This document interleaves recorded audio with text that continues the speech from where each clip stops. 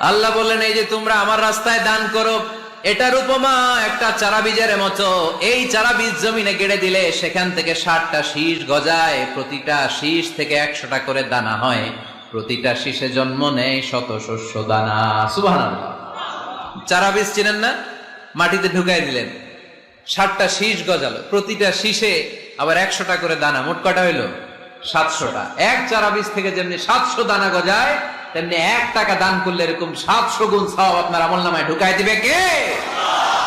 যারা দুনিয়ার বুকে প্রকাশ্যে গোপনে দান করত, সচ্ছল আর অসচ্ছল অবস্থায় দান করত, কিয়ামতের দিন যখন তাদেরকে তাদের আমলনামা দেয়া হবে, আমলনামা দেখে বলবে, আল্লাহ এত সওয়াব দুনিয়ার বুকে আমি করি নাই, অন্য কারো আমলনামা তোমার ফেরেশতারা ভুল করে আমারে দিয়েছে।